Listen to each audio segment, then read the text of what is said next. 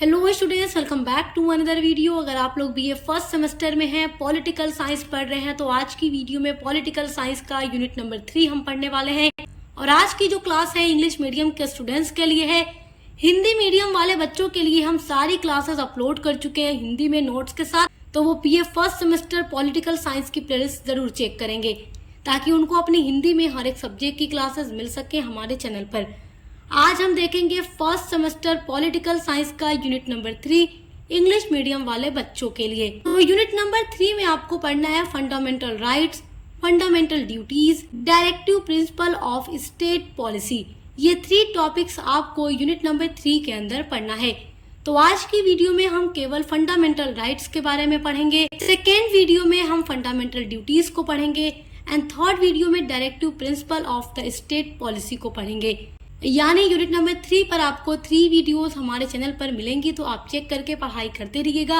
हर एक सब्जेक्ट की classes English medium में भी चल रही हैं, हिंदी मीडियम में भी चल रही हैं। फर्स्ट ऑफ ऑल हम ये समझते हैं कि what is fundamental rights. Fundamental rights are the basic human freedoms guaranteed to every citizen by the constitution. यानी कि हमारे जो इंडिया का कॉन्स्टिट्यूशन है वो अपने हर सिटीजन को कुछ राइट्स देता है, जो फंडामेंटल राइट्स होते हैं। उनको कुछ फ्रीडम्स देता है विच प्रोटेक्ट देयर डिग्निटी, जो उनकी डिग्निटी को प्रोटेक्ट करते हैं, and ensure equality, liberty and justice, जो भारत के, जो इंडिया के हर सिटीजन को इक्वालिटी प्रोवाइड कराते हैं, लिबर्टी एंड जस्टिस भी प्रोवाइड कराते हैं हर एक के लिए, चाहे वो किसी भी रिलीजियन का हो, किसी भी कास्ट का हो, अपर हो, लोअर, किसी भी कास्ट का हो, किसी भी रिलीजियन से बिलोंग करता हो, अगर वो इंडियन सिटीजन है तो उसके लिए फंडामेंटल राइट्स हमारे इंडिया का कॉन्स्टिट्यूशन देता है।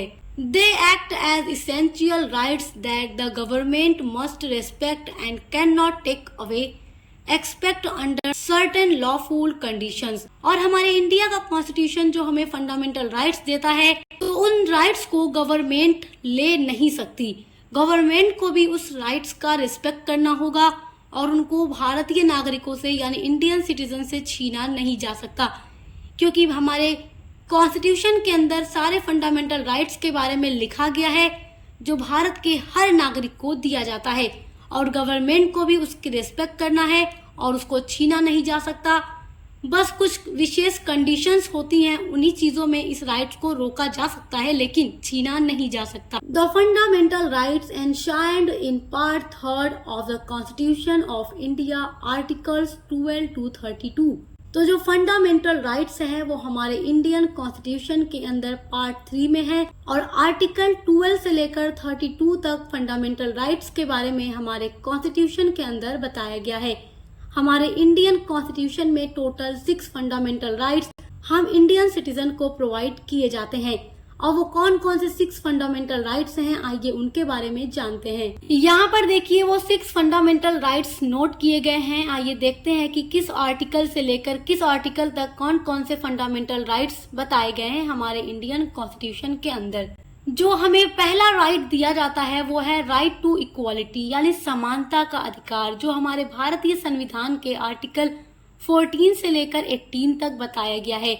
इक्वालिटी मतलब होता है समानता। आप ये जानते हैं कि जो हमारा इंडिया है ये धर्मनिरपेक्ष राज्य है, यहाँ पर अनेकों धर्म के लोग रहते हैं। हमारे भारत का संविधान हर धर्म को समान अधिकार देता है, किसी के लिए ज्यादा या किसी के लिए कम कोई अधिकार नहीं है। चाहे हिंदू हो, मुस्लिम हो, सिख, ईसाई, कोई भी धर्म हो, अगर भारत का नागरिक है तो सभी को बराबर सम्मान, बराबर अधिकार दिया जाता है हर एक चीज के लिए। आपको देखिए कोई भी चीज है सबके लिए बराबर होगा। अगर कोई सरकारी पद है तो हर भारत के नागरिक को योग्यता के आधार पर सरकारी पद दिए जाएंगे। यहाँ पे धर्म, जाति, ये सारी चीजें नहीं देखी जाती।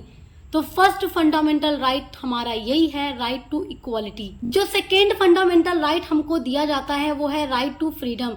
देखिए हम भारत के नागरिक हैं और हमें कुछ फ्रीडम ऐसी दी जाती हैं कि हम अपने मनपसंद राज्य में जाकर घूम सकते हैं, यानी हम पूरे भारत में कहीं भी जाकर घूम सकते हैं, चाहे हम किसी भी राज्य से हों। हम उत्तर प्रदेश से हैं तो ऐसा नहीं है कि हम उत्तर प्रदेश के बाहर किसी राज्य में जाकर घूम नहीं सकते, हम घूम फिर सकते हैं। हम भारत के किसी राज्य में भी आसानी से घूम सकते हैं।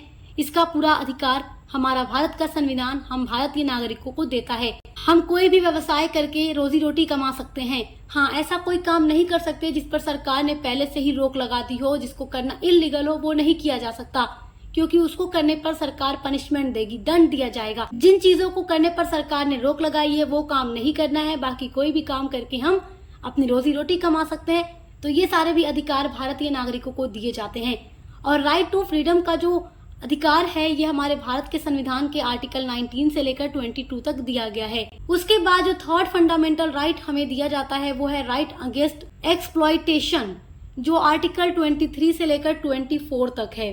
राइट अगेंस्ट एक्सप्लॉयटेशन का मतलब है शोषण के विरुद्ध अधिकार।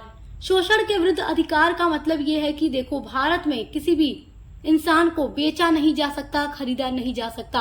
पहले जमाने में देखिए क्या होता था, बहुत पहले की बात बता रही हूँ आपको, जैसे कि बेचा जाता था इंसानों को गुलाम बनाने के लिए, दास के रूप में बेचा जाता था। तो ये सारी चीजें बंद हो चुकी हैं हमारे इंडिया के अंदर। ऐसा कुछ नहीं है, पहले पूरी दुनिया भर में ये सारी चीजें हुआ करती थी, बट अब नहीं होती। तो शोषण के विरुद्ध अधिकार भी हमारे भारत का संविधान हमें देता है। उसके अलावा जो 14 साल से कम के बच्चे होंगे उनसे कोई भी खतरनाक काम नहीं कराया जा सकता या उनसे मजदूरी नहीं कराई जा सकती, और किसी अदर इंसान से भी हम जबरदस्ती मजदूरी नहीं करा सकते, किसी का शोषण नहीं कर सकते। जो फोर्थ हमें फंडामेंटल राइट्स दिए जाते हैं हमारे कॉन्स्टिट्यूशन के थ्रू वो है right to freedom of religion, यानी धर्म की स्वतंत्रता का अधिकार, जो आर्टिकल 25 से लेकर 28 तक है। यानी कि हम भारत के नागरिक हैं तो हम चाहे किसी भी धर्म के हों, हमें अपने हर प्रकार के धार्मिक त्योहार मनाने की पूरी परमिशन हमारे भारत का कॉन्स्टिट्यूशन हमें देता है। हिंदू हैं, मुस्लिम हैं तो हिंदू हैं मंदिर में जा सकते हैं, अपने किसी भी धार्मिक त्योहार को अच्छे से मना सकते हैं। मुस्लिम है तो मस्जिद में जाकर नमाज पढ़ सकते हैं, अपने सारे फेस्टिवल को अच्छे से मना सकते हैं। तो इन सब चीजों की भी पूरी फ्रीडम हमारे भारत का संविधान हम भारतीय नागरिकों को देता है। उसके अलावा जो फिफ्थ फंडामेंटल राइट हमारे लिए है वो है कल्चरल एंड एजुकेशनल राइट्स, जो आर्टिकल 29 से लेकर 30 तक हमारे कॉन्स्टिट्यूशन में दिया गया है। कल्चरल मतलब होता है सांस्कृतिक, एजुकेशनल मतलब होता है शैक्षिक, राइट्स मतलब अधिकार। तो देखिए, जो भी इंडिया के अंदर अल्पसंख्यक होंगे उनकी लैंग्वेज, उनके कल्चर और उनकी विरासत की रक्षा की जाएगी, इसका भी अधिकार दिया गया है। उसके अलावा जो अल्पसंख्यक होते हैं वो अपने एजुकेशनल इंस्टीट्यूशन की स्थापना कर सकते हैं और उनको चला भी सकते हैं, इसका भी अधिकार उन्हें दिया गया है। जो 6 फंडामेंटल राइट्स है वो है राइट टू कॉन्स्टिट्यूशनल रेमेडीज, जो आर्टिकल 32 में दिया गया है। राइट टू कॉन्स्टिट्यूशनल रेमेडीज का मतलब है संवैधानिक उपचार का अधिकार। यदि किसी मौलिक अधिकार का हनन होता है तो नागरिक जो है वो अदालत में जा सकता है। हाई कोर्ट या सुप्रीम कोर्ट अपने आदेश जारी कर अधिकारों की रक्षा कर सकते हैं। तो ये 6 फंडामेंटल राइट्स हम सभी भारतीय नागरिकों को दिए जाते हैं ताकि हम अपने लाइफ को अच्छे से जी सके, अपना डेवलपमेंट कर सकें, आगे बढ़ सकें। इन सारी चीजों के लिए हमारा संविधान हमें कुछ फंडामेंटल राइट्स देता है। उसके अलावा एक बात और याद रखिएगा, यहाँ देखिए मैंने नोट किया है, हमारे इंडियन कॉन्स्टिट्यूशन में एक फंडामेंटल राइट और था जिसको हटा दिया गया है। There was one more fundamental rights in the Indian constitution, that is the right of property, यानी संपत्ति का अधिकार भी पहले हमारे भारत में फंडामेंटल राइट के अंदर आता था। हाउएवर, हालांकि this right was removed from the list of fundamental rights by the 44th constitutional amendment 1978। तो देखिए, जो राइट ऑफ प्रॉपर्टी यानी कि संपत्ति का जो अधिकार था ये पहले हमारे फंडामेंटल राइट्स के अंदर ही आता था, ये भी एक मौलिक अधिकार था। लेकिन बाद में क्या किया गया, हमारे इंडिया के कॉन्स्टिट्यूशन का यानी संविधान का 44वां संशोधन किया गया 1978 में। उसी संशोधन के द्वारा क्या किया गया कि फंडामेंटल राइट में से राइट ऑफ प्रॉपर्टी को हटाकर एक कानूनी अधिकार बना दिया गया और अब हमारे इंडियन कॉन्स्टिट्यूशन में केवल 6 फंडामेंटल राइट्स हैं, जो अभी आप ऊपर समझ चुके हैं। सो आई होप कि आप फंडामेंटल राइट्स क्या है, कितने तरह के हैं, किस किस आर्टिकल के अंदर दिए गए हैं, ये सारी चीजें आप बहुत अच्छे से समझ के होंगे। तो इसी तरीके से हर एक क्लास को पढ़ने के लिए चैनल को सब्सक्राइब करके बेल आइकन को प्रेस कर ले। अब मिलते हैं अगली वीडियो के साथ।